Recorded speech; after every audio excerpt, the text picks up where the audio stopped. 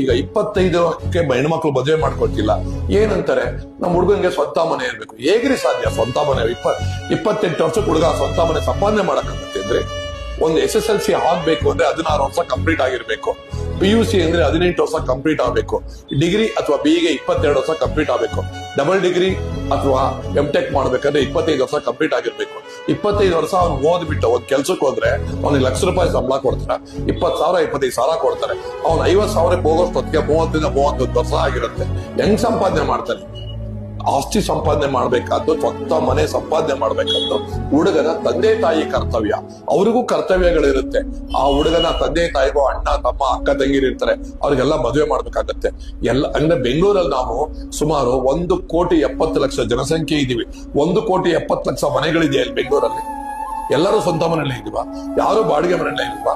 ಹೌದು, ನಮ್ ತಂದೆ ತಾಯಿ ತಾತ ಅಜ್ಜಿರು ಎಲ್ಲರೂ ಸ್ವಂತ ಮನೆಯಲ್ಲೇ ಇದ್ರ? ಯಾಕೆ ಈ ರೀತಿ ಒಂದು ಕಲ್ಪನೆಗೆ ಹೋಗ್ತೀರಾ? ಬಾಳುವ ಯೋಗ್ಯತೆ ನಿಮ್ಮಲ್ಲಿ ಇರ್ಬೇಕು, ಬಾಳಿಸೋ ಯೋಗ್ಯತೆ ಅವನಲ್ಲಿದ್ರೆ ಎಷ್ಟೊತ್ತಿರಿ ಒಂದು ಸ್ವಂತ ಮನೆ ಸಂಪಾದನೆ ಮಾಡೋದು. ಇಬ್ಬರು ಸಂಪಾದನೆ ಮಾಡಿದ್ರೆ ಒಬ್ಬರ ಸಂಪಾದನೆಯಲ್ಲಿ ಜೀವನ ಮಾಡ್ಕೊಂಡು ಮತ್ತೊಬ್ಬರ ಸಂಪಾದನೆ ಉಳಿಸ್ಕೊಂಡು ಒಂದ್ ಸೈಟೋ ಮನೆನೋ ಮಾಡ್ಕೋಬಹುದಪ್ಪ.